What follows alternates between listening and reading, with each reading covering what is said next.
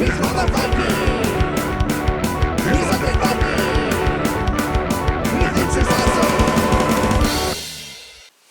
everybody, it's me, Undead Viking. I'm here to talk to you about a game called Cultists of Cthulhu. I apologize, I don't have a game box to show you. I have a really cool prototype I'm playing the heck out of, though.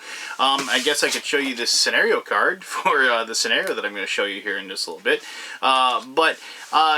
This is a game for 3 to 6 people that is about you running around Miskatonic University and the surrounding grounds, if you will, trying to piece together your broken elder sign and to prevent basically, the evil nasties from crossing the gate into our world to enslave or destroy us all. And yes, we've been here. We've seen games like this, and we've played games like this before. And if you've watched this channel and watched my review thing through the years, then you'll fully know that Arkham Horror is one of my favorite games. It was my favorite game for a very, very long time. It was a game that got me into the hobby. It was my first real designer board game, and because of the fact that the rules were so dense and complicated, I googled it and tried to find some rules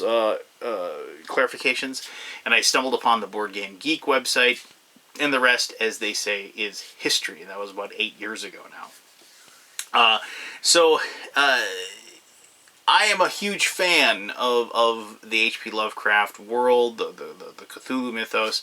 My favorite game right now, of all time right now, is Eldritch Horror, which kind of replaced Arkham Horror for me.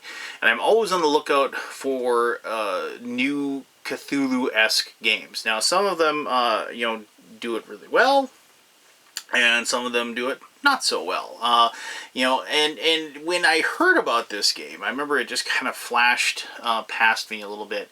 And myself and the designer actually started exchanging some emails and talking about it. And I became really intrigued about it. I liked the idea, the direction that it was going for several reasons. I liked the fact that it was, it was all about being in Miskatonic University, and the fact that, these people are people that are there, students, professors, whatever.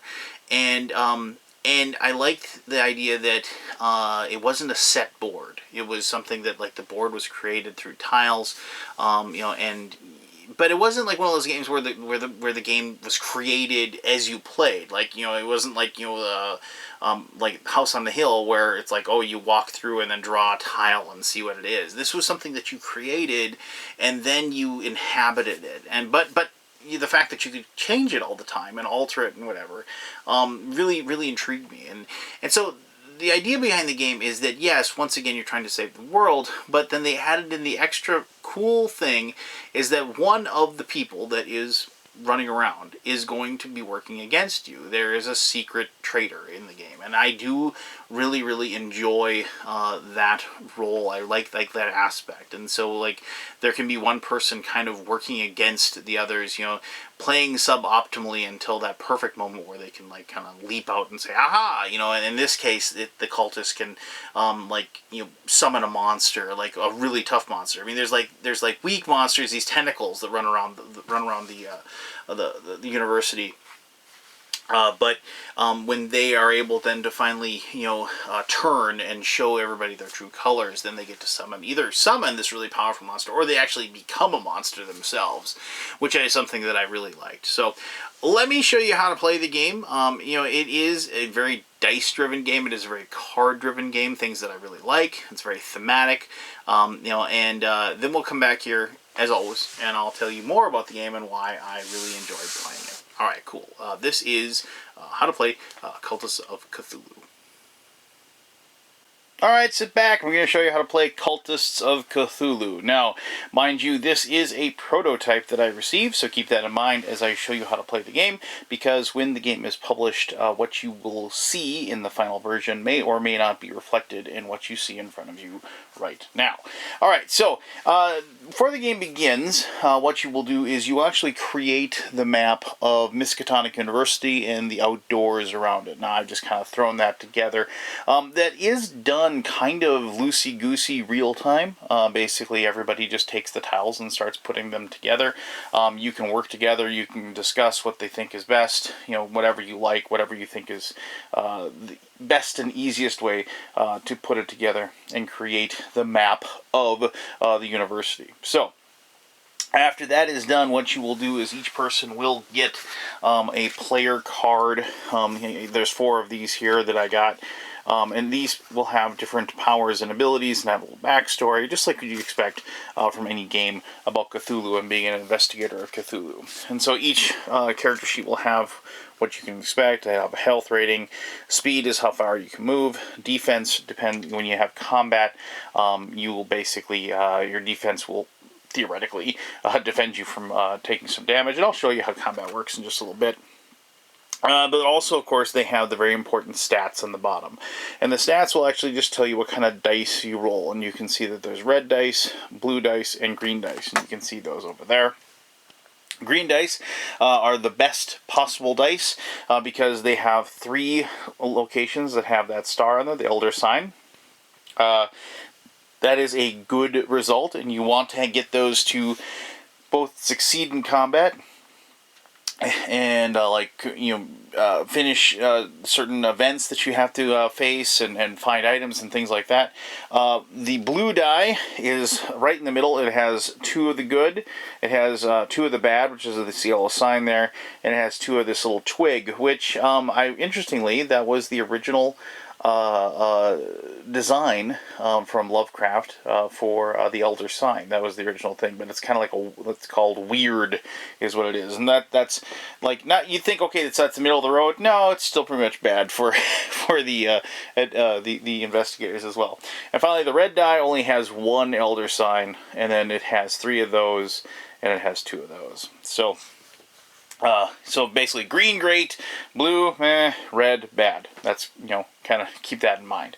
And so, like, as you can tell here, Kenneth Hawthorne, he's the anthropology professor, and you notice how he isn't really, very strong, but he's got, great thoughts and he can reason. Whereas, as you can guess, Nelson Blake, the quarterback, he's strong, but he ain't too smart. You'll also notice that there's this chart over here that has like the different stages of horror.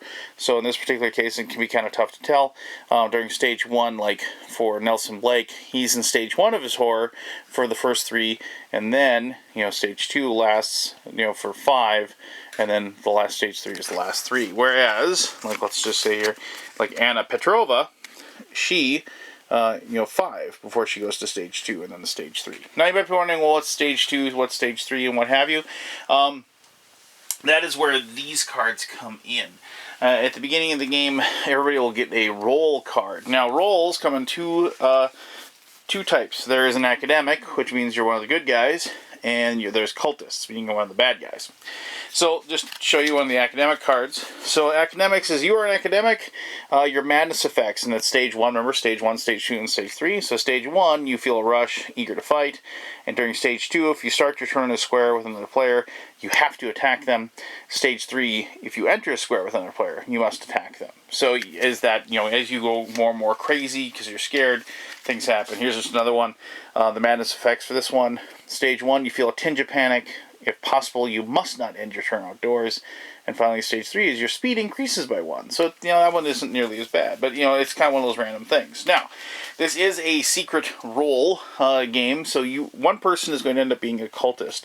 And so, this is what they are. So, stars align, 25. The stars align is a stat that you'll keep track of during the game. I didn't really get a tracker for that, so we just used a piece of paper and we just added it up as it went along.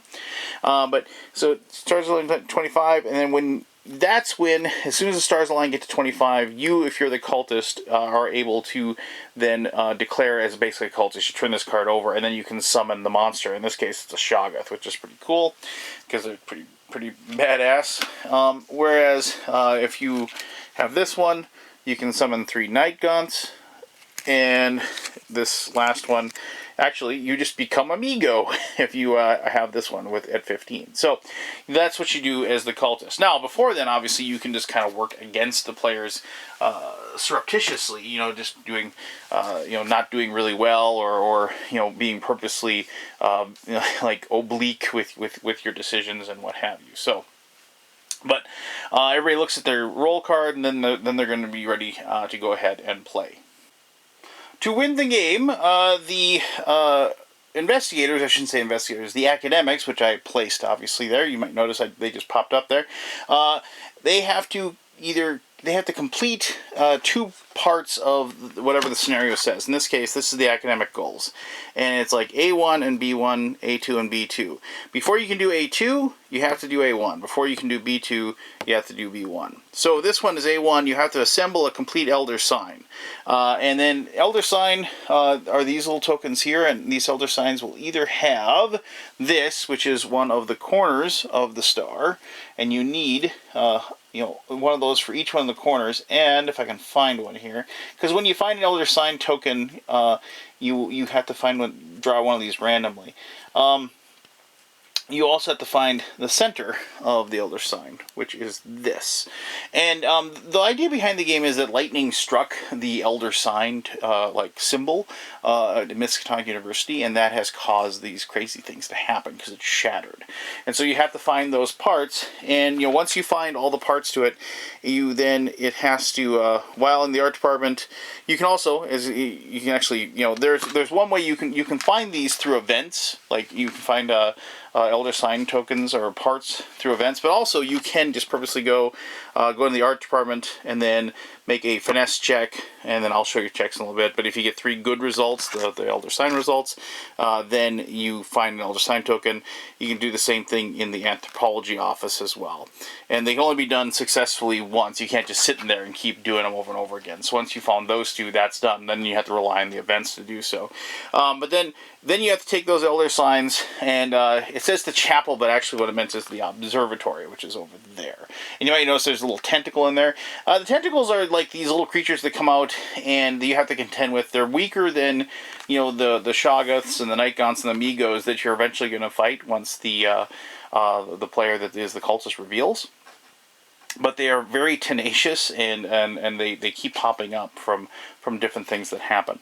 And then over here it says find the Star Codex, and while in the library you may look for with reason, red, and once again I'll explain how that works. In the vault you can look for it there with focus.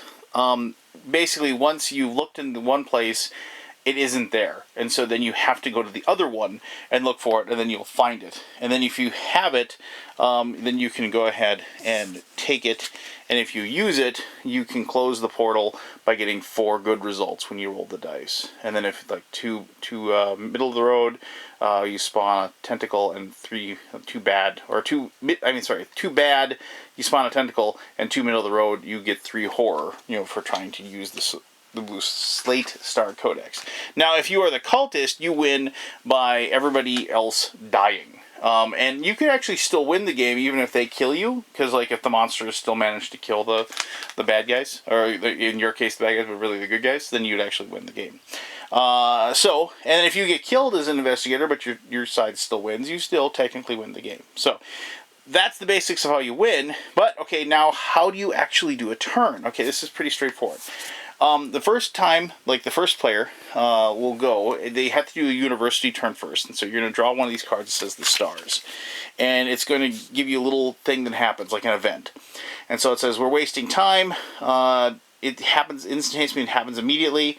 All players may heal a wound.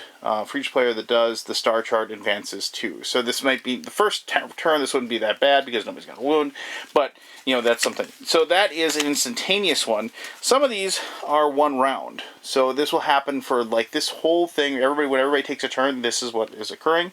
So duration 1 round. Players cannot enter or exit buildings. If you're outside, you can't come back in, and if you're inside, you can't go back out. And then in that case, then the star chart advances 1. Remember, you just keep track of that star chart and keep adding. And then the final ones are weather. And weather stay in effect until another weather result occurs. So in this case, duration weather, it's raining outside, it takes 1 extra movement to exit a building, and the star chart advances 3. So you do that first, and that's always going to be something that is going to affect the players in some way, shape, or form. And just you have to have it affect you, depending on it. And some of them, like, they only affect people that are outside, sometimes they only affect the inside, but straightforward. So, if then on your turn, what you're going to be doing is you're using your speed to move around the university, or we're moving on the outside, and you have a goal in mind. If you're working as a good guy, you're like trying to go and find like these other signs, or you're trying to find the Star Codex, or if there's like somebody says, okay, go kill those tentacles that are rolling around in the area, then you have to do that as well. Now, there is one step I should have mentioned. I do apologize.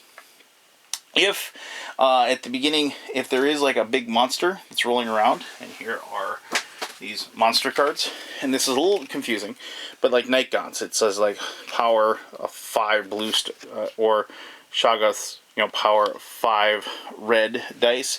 Before that happens, what you have to do is the first player, if there was like a Shoggoth rolling around inside the university, you have to take these 5 red dice and you have to go ahead and roll them.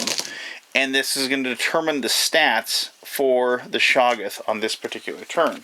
So in this case, you have, like he says, with these 5, it has a horror 3, so when you run into it, it does a horror damage to you of 3. But its speed is going to be whatever that number of signs plus 2. The defense is going to be whatever that signs plus 2, and it has 8 wounds. And when it attacks, it gets 3 green dice. So in this case, we're going to look at these we rolled, and so we got, let's see, we got 3 yellow signs. So its speed is going to be 5, and its defense is going to be 4. And so after you determine the speed and defense of whatever it is, then the first player will determine which way those monsters will move. If the cultist has revealed at that point, the cultist will actually be the one that will determine it, not the first player. So the cultist can actually direct the monsters towards the other players to attack them and kill them. So, alright, so on your turn, you will be able to move around the building or the outside, and you also get to take actions. Moving is considered an action, and you can do multiple actions multiple times. So you can move twice if you want to. Moving is simple enough. You just move like if you have to move from space to space, if you move in 3, you go 1, 2, 3 if you wanted to. If you enter a spot with a monster, you have to take the horror damage, and you most likely are going to be fighting it. But I mean, that's just pretty simple as far as movement goes. If you want to attack like something, whether it is if you're attacking like a cultist, like if maybe here like the green guy had declared himself cultist, and you walked into the room, and you could go ahead and say, I'm going to attack the cultist and try to take him out. You're going to do a brawn check is what the combat is for, but you have to draw a combat card first, and the combat cards are right here. So we draw one off the top. And this is the card that is going to be like kind of affecting the combat in this particular one. This says offload. It shows here that it's a green, so that's important. I'll explain how that works here in just a second. But then it says, you may discard any number of items. For each one you do, your opponent takes 1 wound. For each one you don't, you take 1 wound. And notice that's if you get 2 of those weird, or those little branches, if you roll those. So what happens is that 2 players will fight, and the first thing they're going to do is they're going to take their brawling. So like if you had a blue and a green for your brawl, you take those, and let's say the other person had 2 red. They were fighting that professor guy. But what happens with the rest is that you get to fill up to 5 dice, because that's what you fill up to, with the color of the card that designates what the difficulty is. So in this case, it's green. And so one person will then go ahead and you roll the dice. So like you have all these dice, and you roll them, and then you count the goods. And so in this case, I got 2 goods, and I got 2 bads. So you remember that. So 2 goods and 2 bads. Now the other player will do the same thing, like so. And here we have, they got 3 goods and 2 bads. So what you have to remember, and this is a little bit tricky, is that you have to remember you get as many successes as you got goods plus the bads that the other person rolled. So in this case, the professor would have gotten 3 goods and the other person rolled 2 bads. So that's 5 total successes. And he rolled two of these little branches, which aren't anything, and the other person got, 2 goods. So if you have a defense of 3, it would just be 2 goods versus that defense of 3 that the professor had, so the professor wouldn't take any damage. But as he walked in, the professor left his office and came out here and attacked the cultist, he would have these 3 successes plus the 2 bads that we rolled right here, total of 5. And so if we have the defense of the person is let's say they had a defense of 3 as well, you do 2 points of damage in that situation. But now, since we also have to take into effect this, the professor also rolled 2 weirds. And so now he has to discard items, and if he discards them, items that he's collected, he could actually do extra damage if he wanted. But if not, then he actually does take damage himself, just like this card says. And I kind of like these. These are kind of fun. They make combat would have been very kind of boring otherwise. Just because you just walk in, okay, roll some dice, okay, yeah, fine, whatever, and it would be a little bit dull. But when you have a combat card that you're drawing that's going to alter the combat and change it, kind of randomly, kind of haphazardly, something you can't exactly 100% plan for, I do kind of really enjoy that aspect of the game. And there's tons of these cards, obviously, and they have tons of different results as well. So, here, it's overcome by fear. You take all wounds in this fight as horror if you roll those 2. And remember, see, it's blue. Or no quarter. If you and your opponent survive this fight, you must immediately fight again. So it's just kind of fun, like a stalemate. No one takes any damage in this fight. If somebody gets those 2 weirds. So there's all kinds of cool results that can happen. When you're into combat, it isn't just always assured that you're going to be beating the tar out of each other, and there could be something weird that happens just because of the craziness that is the combat in this game. Another action you do if you're in the same room as somebody is you can try to steal from them. Stealing is a red level action, so you would take the finesse of your character, let's say your finesse is these 2, and then you'd fill it out with the 3 red, remember, because it's a red level, and so you have the 5 dice, and then you have to roll their defense in goods on your roll, and then if you do that, this obviously wouldn't make it, but you can steal 1 item or an artifact from them if you manage to steal. You can use a room. By using a room, either the room will have one of these. It might be really tough to see, but in the bar, if you use the room, it allows you to add a die permanently to you that is like this, and so a green die to your focus, and so then you place that on your character, and that would just say you get an extra green die. Now you still only roll 5 dice, but let's say you had a blue and a green before for your focus, you'd add a green, so you'd have those 3, and then you'd fill up to 5. So if it was a red level, you'd fill up to 5 and only add 2 red. So those are good rooms if you can manage to get to them and use them.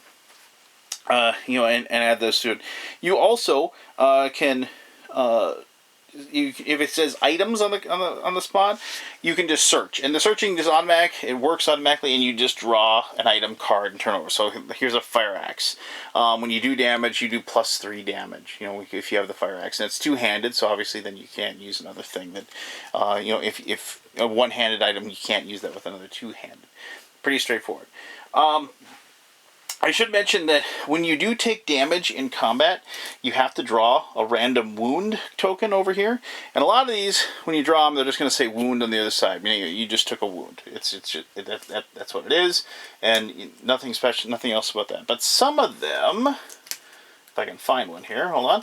Some of them will actually say like this, like a red finesse, if you will.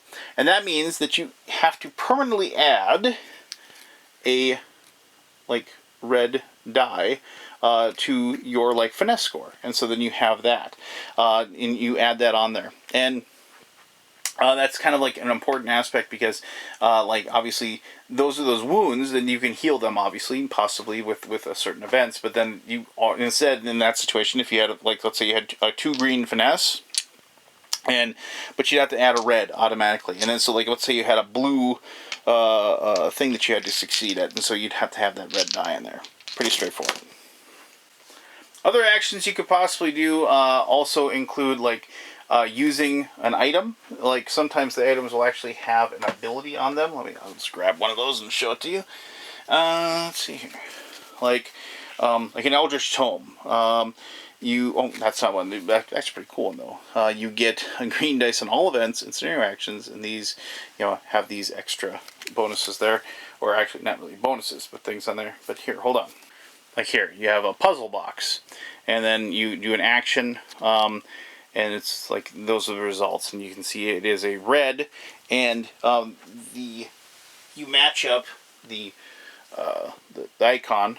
As you can see, it is the reason icon that's located on the card, and you match up that with that, and you determine what happens when you use it, when you use the puzzle box. So, that's what an item will do for you in using an item.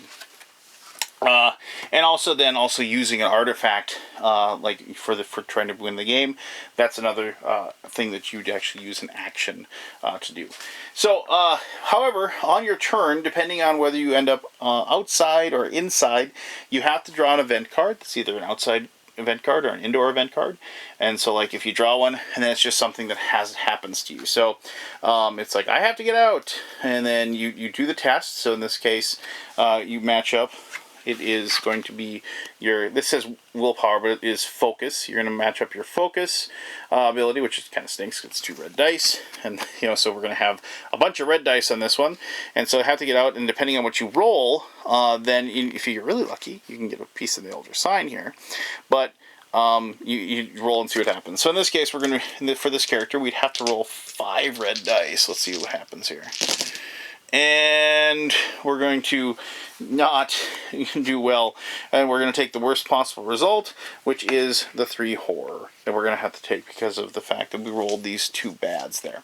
And so, and that is a situation where you kind of just hope that the events that you get, match up better with, the character that you have.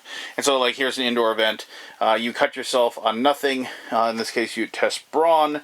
And, then you take a wound, or the Star Chart advances, or, once again, you can find a piece of the Elder Sign.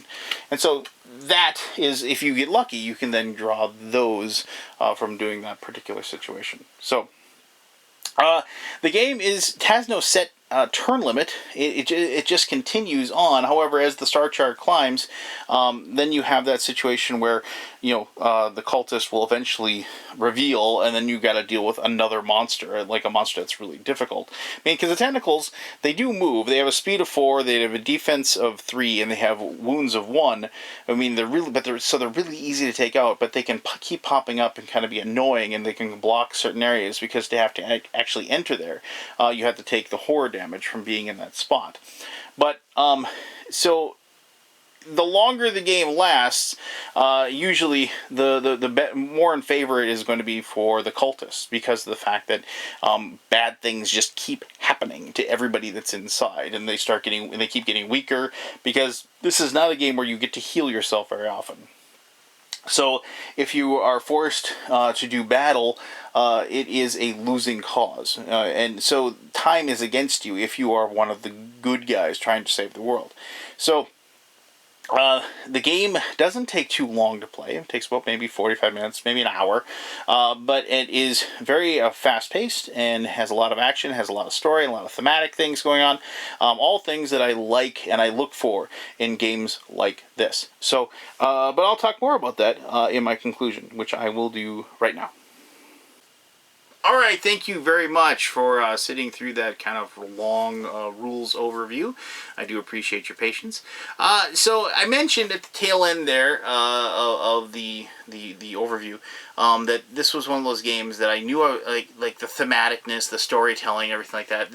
And that's what draws me in with these games.